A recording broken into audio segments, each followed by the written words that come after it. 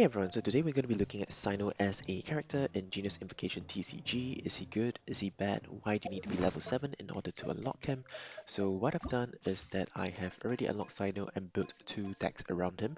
For today's video, we're looking at Cyno, trying to understand what makes him so special, how do we build decks around him, and then because I've already built two decks around him and tested them against today's meta, what I'm going to do is that I will show you the deck tag and gameplay for one of the two decks, and in tomorrow's video, we'll be showing you the deck tag for the other deck.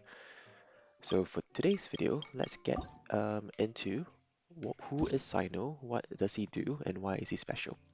So at first sight, it looks like Cyno isn't that special as a character. He's not that unique. His normal attack deals 2 physical damage, his elemental skill deals 3 electro damage, which is exactly what Razor does as well. But what makes Cyno interesting and unique is actually his passive skill called Lawful Enforcer. It says when the battle begins, the character gains Pactsworn Pathclearer. And with Pactsworn Pathclearer, essentially at every end phase, you gain one level of indwelling. And based on your indwelling level, you get a few effects.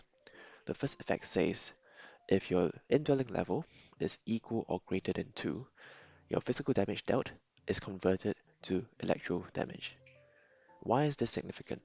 This is significant because this tells you that Cyno can be used as a normal attack spammer, something in the like of Ayaka. Because if you recall, Ayaka's passive ability infuses her normal attack with Kyro damage. And what makes Ayaka really powerful is that with the likes of Yoimiya, with the likes of Xingqiu, essentially you can either do big melt damage or you can deal big freeze damage. And this is something similar for Cyno as well, because essentially with his ability, whenever his indwelling level is 2, you are you get you're able to get off electro damage really easily. So what this means is that from a deck building perspective, you want to take advantage of this particular effect. You want to be able to spam his normal attack and you want to be able to prop his extra damage as many times as possible so that you can maximize the reaction damage that you have. The second effect for indwelling says if your indwelling level is equal or greater than 4, your damage dealt gains +2. And note that this is damage dealt for all of Cyno's attacks, be it his normal attack, his skill, or his burst. And why is this significant? This is significant because it tells you that Cyno, if you build him as a normal attack spam character, it means that his normal attack can be very lethal. Because if this is online, essentially it means that his normal attack will deal 4 damage and will also be converted to Electro. And once it's converted to Electro, it also means that it's easier for you to activate elemental reactions and easily deal more than 4 damage per turn.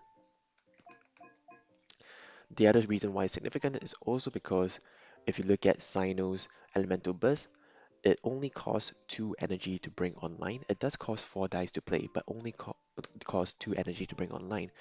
So what this means is that Cyno's burst can easily deal 6 damage, which is huge because if you think about the current threats such as the Geo Lavatrol, he needs 2 energy as well, but the base damage is 5 damage. So if you're able to bring Cyno's burst damage to up to 6, it means that you'll be able to blast through your opponent's remaining health and take a knockout very cleanly. So based on these two indwelling abilities alone, we can already see that there are two potential ways that we can build Cyno. We can either build Cyno as a normal attack spammer with elemental reaction to maximize damage, or we can keep Cyno in the back in order to make him a late game burst sweeper. And keep that in mind because that's exactly what we are building and going through today as a deck. Cyno's final ability says if the indwelling level is equal or greater than 6, indwelling level gains -4. So this is basically a reset and trying to tell you, hey, Cyno has buffs in his first and second indwelling effects, but you will not gain the buffs permanently the moment you get 6 or greater indwelling level, all of those resets. And this is also significant as well because it tells us when to play Cyno and how you should be playing him and what is the Cyno kill zone essentially. With regards to the first point, when should we be playing Cyno? This tells us that if you want to play Cyno, the best value that you can get out of him is when his first and second abilities are being activated. So that's looking at a round 4 or round 5 Cyno. What this means is that when you build your team in order to maximize Cyno as a unique character, you want to keep him for the mid to late game between round 4 and round 5 before you unleash him. What this means is that at the start of the game, you'll want to use your other characters to chip down your opponent's damage or chip down your opponent's HP. You may also want to, you know, equip certain equipment, weapons, artifacts to Cyno so that he can maximize the amount of damage that he is dealing when he comes out front.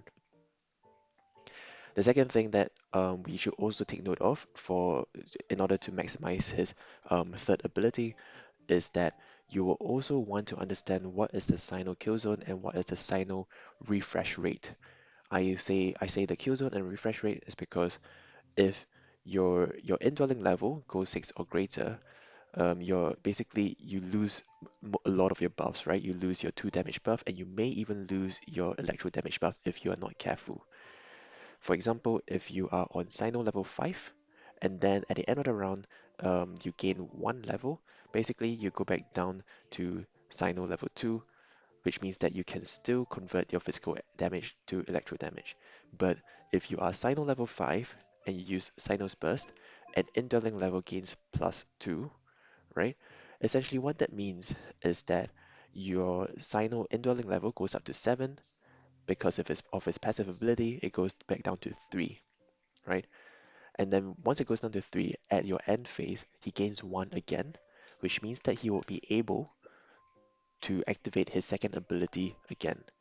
So essentially, you'll be going from 5 to 7 to 3, and then by the end of the end phase, you go to 4 again, which means that you'll be able to recycle and refresh his plus 2 damage very, very efficiently. And therefore, what this means is that the best time to be playing Cyno is actually to be playing him in, if you want to use his normal attacks, use him in round 4. If you want to use his burst, play him in round 5. Of course, you can be flexible because you don't want your opponent to be predicting your moves, but that is where you can get the most value out of Cynos. In order for to kind of show it to you guys in terms of real damage and maths, um, the way that we can do this is, let's say that on round 5, you have Cyno available. What that means is that, let's assume that his burst is online as well. It means that when you bring Cyno out, you'll be able to deal um, you'll be able to do 4 damage from his normal attack, and then after that, you'll be able to do 6 damage using his burst, bringing up to a total of 10 damage. Assuming that your opponent does not have any food or any shields online, that knocks out 1 character. At the end of that phase, because Cyno's indwelling level goes to level 3 and then it goes to level 4 again, it means that in the next turn, you'll be able to use 2 times normal attack for a total of 8 damage. And 8 damage is pretty bad, it's pretty huge damage during a late game play, because most of your opponent's characters would usually be around 7, 8, or even 6 HP by then. And therefore, it means that Cyno can consistently take out your opponent's characters around round 4 and 5. So that is Cyno as a character. Some people might ask, oh, why do you play Cyno over Keqing? It's because of Cyno's buffs and his specialization. If you look at specialization, he gets even more damage based on his indwelling level, and that really makes him unique as a character. It says that, when you attach the specialization to him, he immediately uses his elemental skill, which deals 3 electro damage. It also says that Cyno, who has his cards equipped, right, whenever he uses the elemental skill again with 3 or 5 level of indwelling level, essentially you get +1 additional damage. So what this means is that on round 3 or round 5, Cyno actually deals or rather, if we focus on round 5, let's focus on round 5. Um, in round 5, using Cyno's elemental skill alone, you'll be able to deal a total of 6 damage because his elemental skill is 3 damage, his indwelling level 2 is 2 damage, and then with this equipment you also deal 1 damage. So that is pretty huge damage, and this is one of the reasons why you play Cyno over Keqing because he threatens big damage in on very, very random turns. Whereas for Keqing, she is special because she is very good at dealing burst damage, but her elemental burst in itself does not really threaten that much damage on the active character and may not guarantee that knockout. So now that we've learned about Cyno and looked at him, looked at his abilities, you looked at his specialization, let's talk about the deck for today. So the deck for today is basically a Cyno elemental burst deck, and in the lineup we have Fischl, Ganyu, and Cyno. The purpose of this deck is really trying to chip down your opponent's HP using Fischl and Ganyu's Superconduct and Piercing Wombo combo. With Fischl, what you'll want to do is to send out her Oz immediately using Knight Rider to do 1 elemental damage and summoning Oz to do damage over time. In the same turn, what you also want to do is to swap over to Ganyu to use Trial of the Talon. This is good because it deals 1 Karo damage, which means that you'll be able to activate Superconduct, dealing 1 piercing damage to your opponent's characters. It also creates 1 Lotus Shield, which means that your characters will get a longer longevity to get to be able to withstand more damage, and it means that you'll be able to move on to round 4 and 5 safely, set up that Cyno turn without taking too many losses from a team and character and HP perspective. Ganyu is also good because her burst only requires 2 energy to set up. And this is significant because you want to get her burst online as quickly as possible because it deals piercing damage over time. And what this means is that if you use your Superconduct on turn 1 using Fischl and Ganyu, if you use your Ganyu's burst by turn 2, it means that by the end of round 4, your opponents should be left with about 6 HP across the board, including the HP of their standby characters. Once they are at 6 HP, it means that Cyno can come in on round 5 and pick up and sweep the rest of the characters with his burst and with his normal attacks. So the ideal turn 1, in summary, is you cast Knight Rider with Fischl, you pass, you switch over to Ganyu, you use Trial of the Talon, and then you would also want to use energy gaining cards in order to set up Ganyu's energy by the end of round 1. So there are 2 or 3 energy gaining cards that I think would be really, really ideal for turn 1.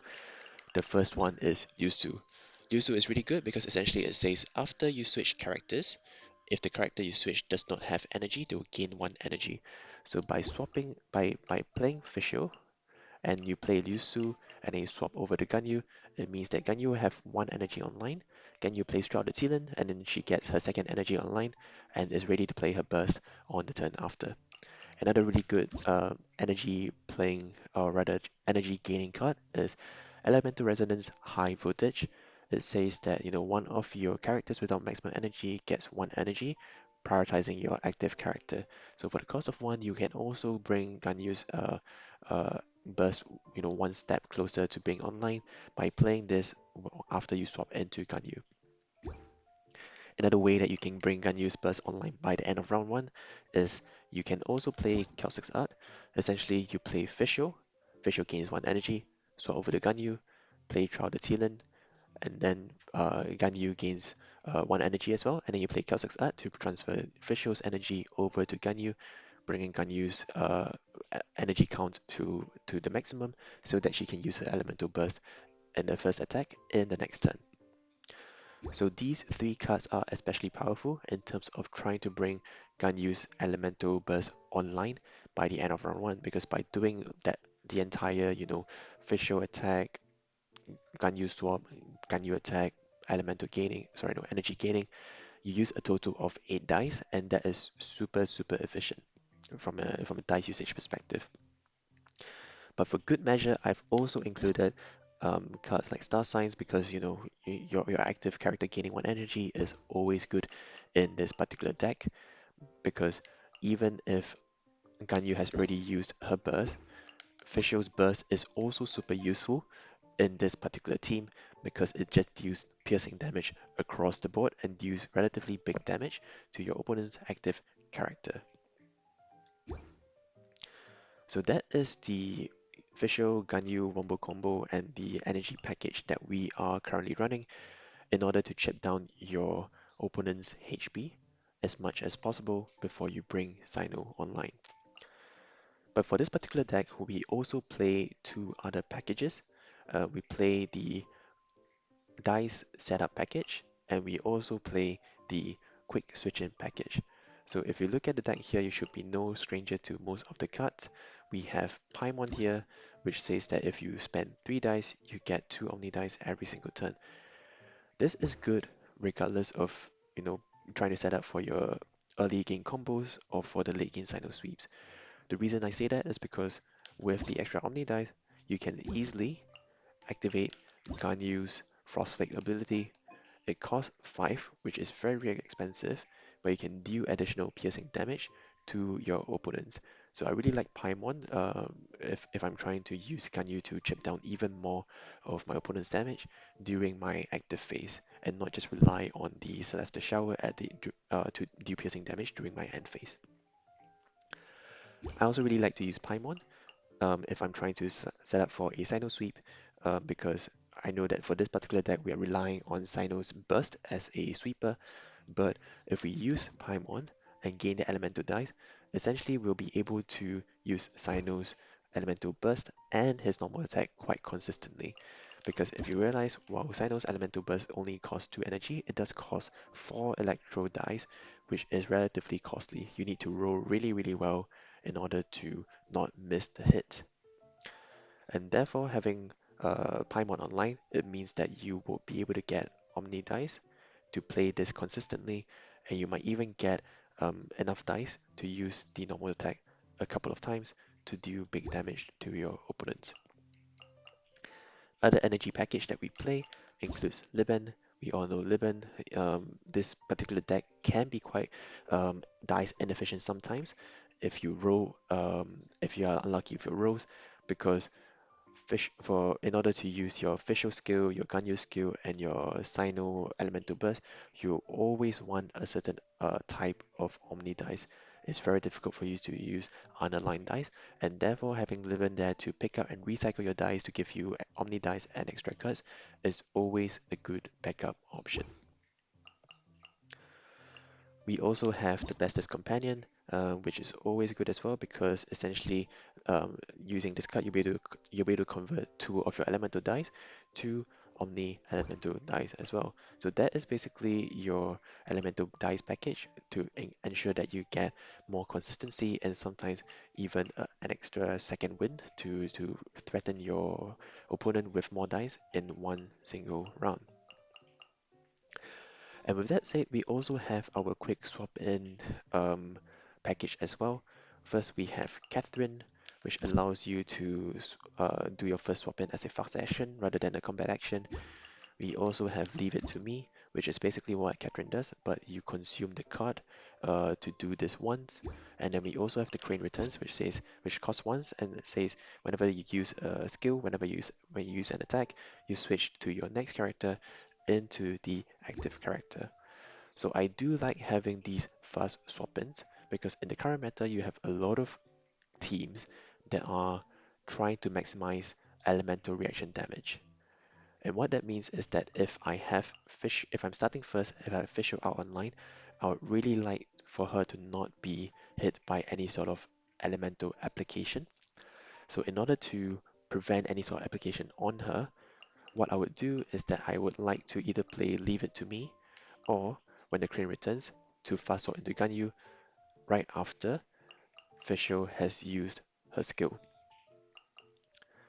And Catherine is just really good overall in the late game because if you're trying to set up a round 4 or round 5 Cyno big attack, having Catherine online early is useful because essentially you can swap over to Cyno without him taking any hits.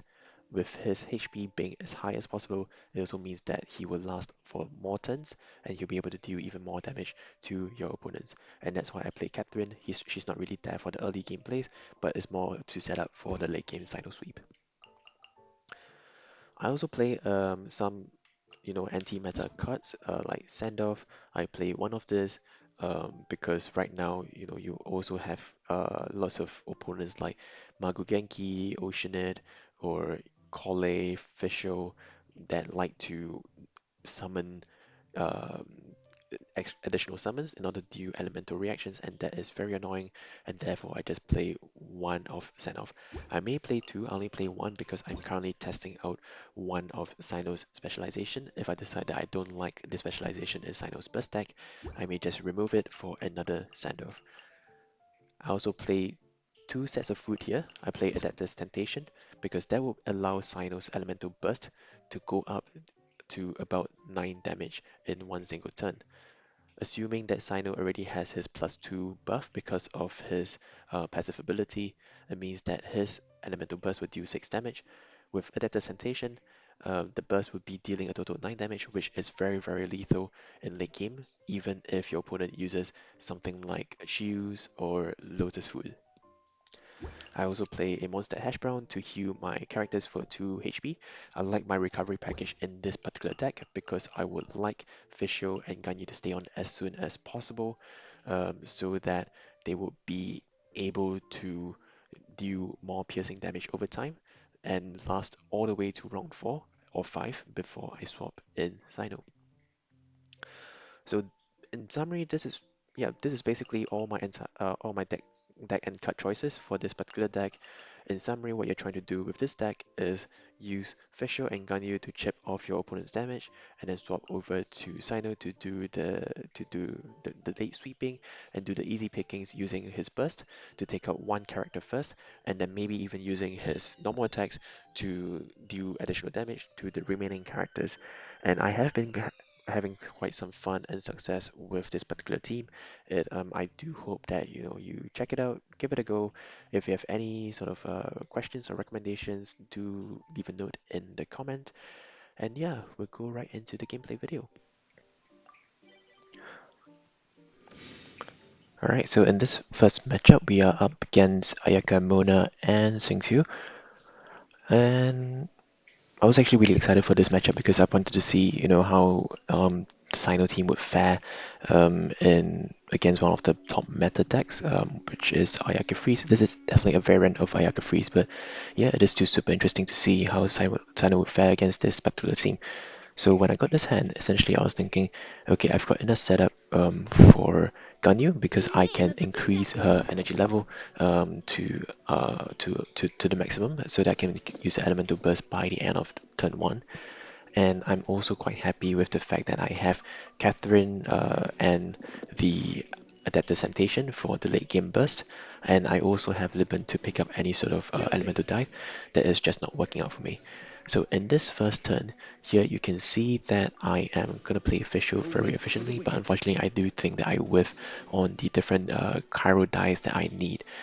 So what this means is that on turn 1, I'll play Fischl. I will probably still swap over to Ganyu, but I don't believe I can really get one energy on her super efficiently unless Rain I do blinds your a face. normal attack on her.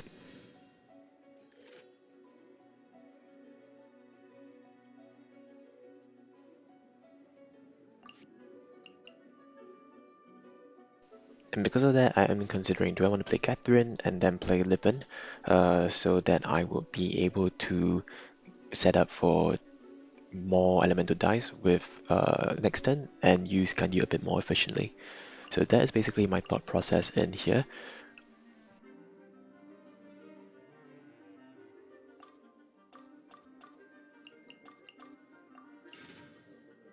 I do go for the Catherine and Lippen play here. I think the reason for that is because I don't want to unnecessarily expose Ganyu to any sort of Hydra application, because with Hydra application on any of my characters, that will be bad, because essentially it means that Ayaka does not need to use her Cairo infused normal attack to freeze me. She can easily use her elemental skill or elemental burst in order to freeze me, so I'm trying to minimize that freeze vulnerability as much as possible.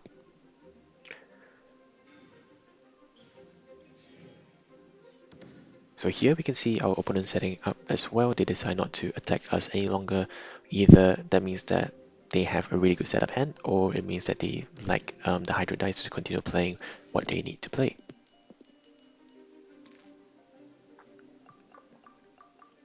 So this is a really good roll because essentially we get loads of Cairo dice here.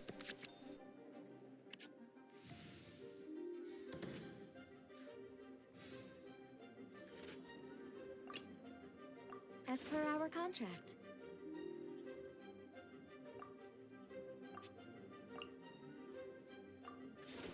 And then we do throw the ceiling. There is an argument here whereby I should have done the Frostflake, but I decided not to be greedy in case I need to do any other sort of setup. For example, I have the Paimon in my hand. I was tempted to use Paimon as well.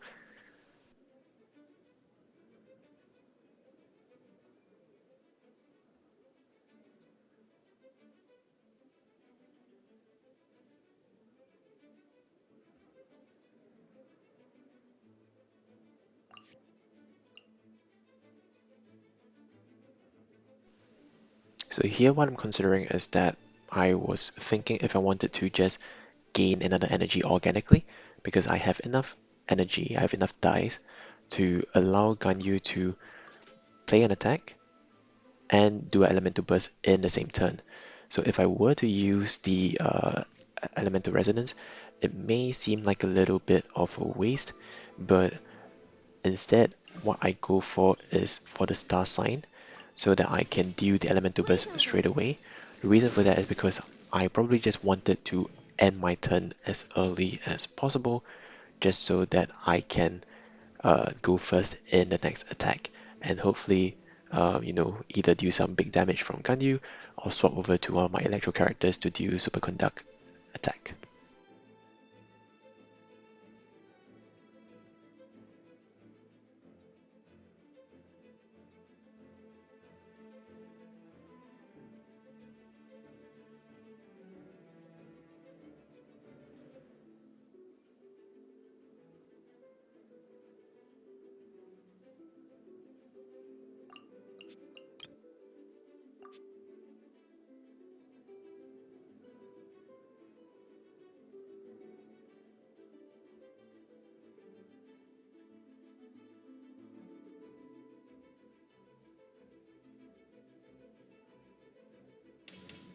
Let me weave you a verse. So here my opponent does use the Rain Cutter, which is, what they want, right? Because essentially they will be able to threaten the extra Rain Cutter damage every single turn.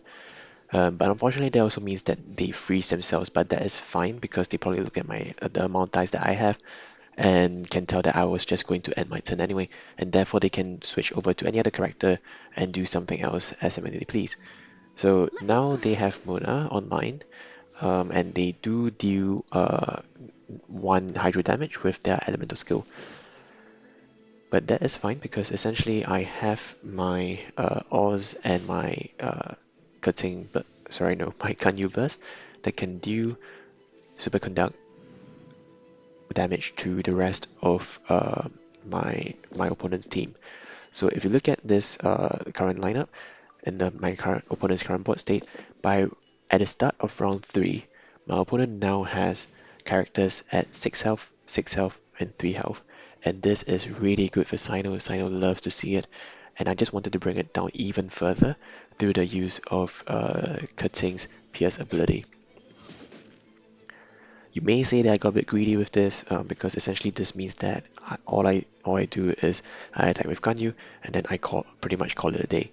But I would still stand by this particular attack because essentially it means that Xingqiu will die at the end of this turn, and it means that my combination of Fischl and Cyno will only need to deal with Ayaka and Mona as two potential threats.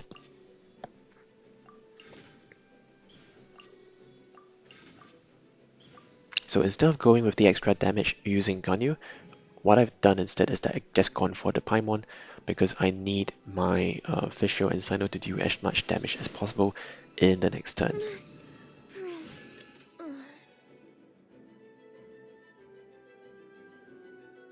The threads of your fate lie in my hands. So I do swap over to Fischl, but I do believe that she is in danger because she only has 8 HP left. But Ayaka was able to, deal a total of 2 more normal attacks. And it is super dangerous for to be in this particular situation. And that's exactly what Ayaka does. Ayaka does deal a few more damage, and my opponent still has 4 elemental dice left.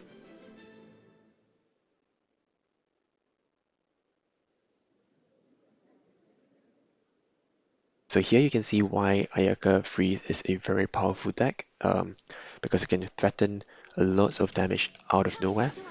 But that said, through the use of my team, I've also been able to chip down my opponent's damage to a minimum, and this is actually a huge decision point for my opponent. If they leave, from my perspective, if they leave Ayaka on, they win. But I think what they decide to do here, which is a little bit strange to me, is that they decide to swap in Mona instead. The reason why I say that they win if they leave Ayaka here is because at the end of this turn, Xingqiu will die due to Ganyu's burst. At the start of my turn, the most I can do is to take out Ayaka. I can kill her, but essentially if they swap Mona in, Mona will freeze my Cyno, which means that I cannot do anything for the rest of the turn. And therefore, I believe that my opponent has made a mistake here by swapping over to Mona. By swapping over to Mona, next turn, Cyno will be able to deal 4 damage to Mona easily with the help of the Superconduct reaction, and then I'll be able to take down Ayaka for game.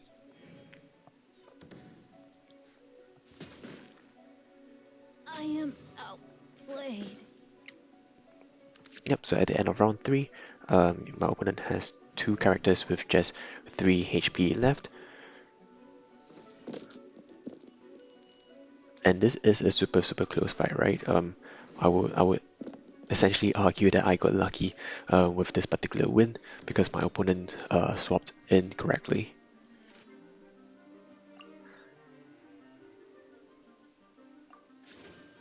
But even if I won because of a opponent misplay, hopefully this would show you the strength that Cyno has as a late game sweeper, and it also shows you the strength that Fischl and Ganyu have as a early game wombo combo chip damage dealer.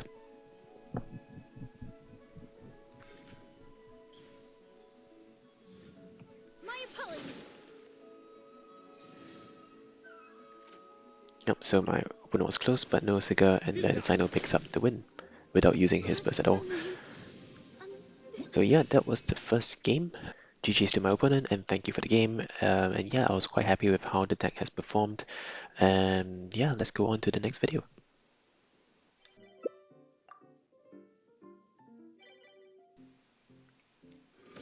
Alright, so in this second game here, we have another aggro Ayaka deck. It's basically a Cairo, Ganyu, Ayaka, and Keqing deck.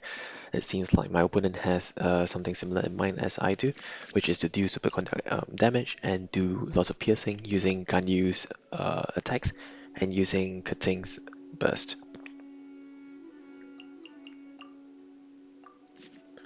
So now that I've learned that, having that Adaptive Temptation in my starting hand may not be the best call, I decided to mulligan it because if you saw in my previous game, the game lasted up to about round 3, round 4, and we didn't even get to use Cyno's burst. So Adaptive Temptation can come up really clutch if we get to round 5, but with these aggressive teams, I'm really not sure if we can get to that point, and that is the reason why I decided to move the Adaptive Temptation away.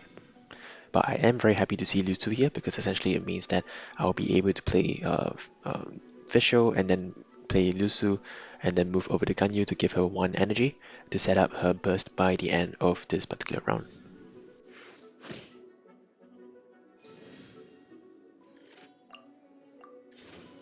By royal decree.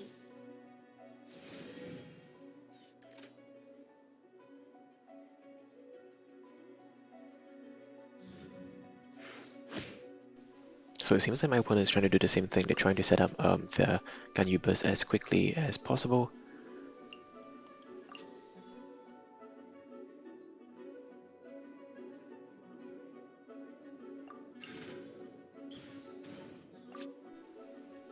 So here I have a decision point. Do I want to swap over to Ganyu, allow What her are my to orders? gain 1 energy, and then allow my opponent to end their turn so that they can go first?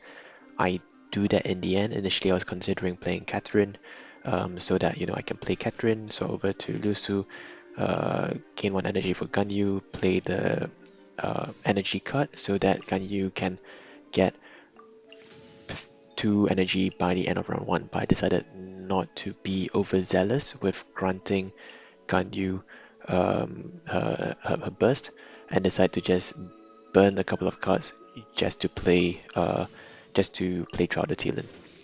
The reason why I still like the Trial the Teal'c play is because um, I will be able to do Superconduct already, rather than allowing Oz to sit in the back to do yet another electro damage with no reaction to show for it.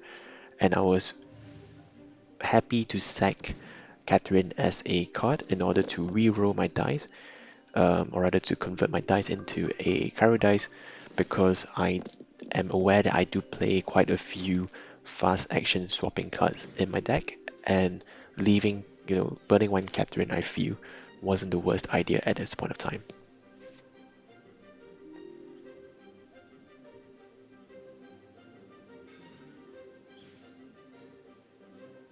So here my opponent goes for the Attack Incantation, which makes me really, really glad that I played Trial the Teal'c in the previous turn, because essentially I do get 1 All shield out hail. of it, and it doesn't hurt Ganyu as bad as it should have. And now I'll do the My same thing to pleasure. them. And this actually shows you how huge, burning my cards to play Trial the Teal'c in the previous turn was, because essentially, because I did that, I was able to do Superconduct damage back then, which refreshes my opponent's Ganyu's elemental application. It also means that at the end of my turn, Oz managed to deal another electric damage on Ganyu, and then using my Ganyu's burst, I was able to do a second electro Superconduct reaction on my opponent. So because of that, the Ayaka is currently now at 7 HP, rather than what would have been 9 HP.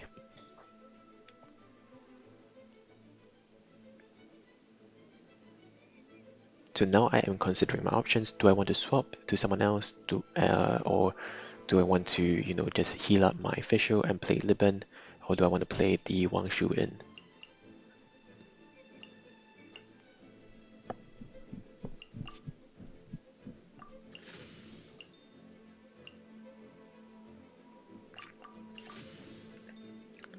Instead, I do go for the Trial the Teal'c option. Born of ice Reason and for that frost. is, similar to my round 1 play. I'm just trying to use as much Superconduct as possible. So at the end of this turn, I'll be able to use Oz to deal Superconduct damage to my opponent, and then with using the Ganyu burst, my opponent's Keqing will also be dealt Cairo damage, so that I can safely swap into one of my other electro characters and deal electro damage in the next The turn, threads of your fate lie in my hands. which is exactly what I do. So luckily I had the Monster Hash Brown to start to beef up Fischl a little bit so that she does not die immediately to Keqing. Unfortunately, by swapping over to Fischl, it also means that I expose her to the Superconduct reaction in Keqing in the next round, but that was a risk I was willing to take for 2 particular reasons. The first one is because I have the Trial the Teal'c shield set up, and therefore I was certain that my Fischl would not die immediately. Second reason was because I really wanted to spread my Superconduct damage across my opponent's teams as quickly as possible, which is why I needed Fischl out there right now. And if you notice, I'm just leaving Cyno at the back, just chilling in there, Don't because blink. currently he is only at Indwelling level 2. He is not ready to come out to play yet.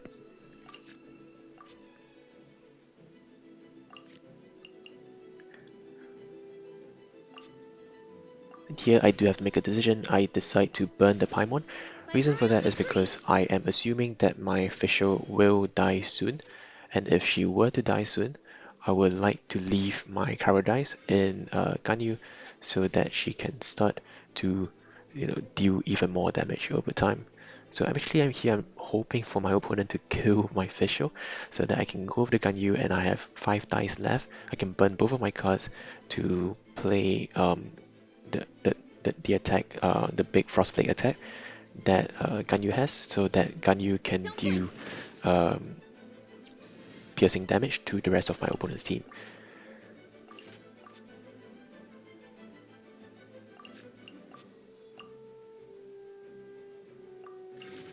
But unfortunately, that is not what they were able to do. They were not able to knock out my official.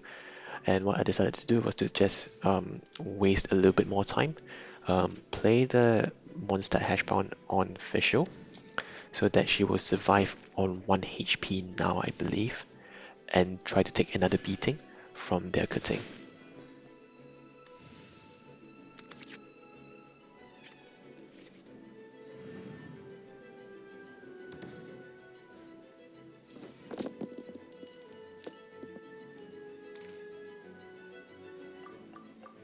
So here you can see me thinking of going all in with the Ganyu play because I do have Leave It to Me, but I decided no, let's re-roll and see what happens, and hopefully I will not regret my decision. But in the end, I do actually regret my decision, but that is fine because my opponent thinks that I was able to set up official burst and take the win, but I didn't. But GG's to my opponent, thank you for the game, and yeah, happy with how this deck has performed. If you like this video, like and subscribe, and I'll see you later. Thanks.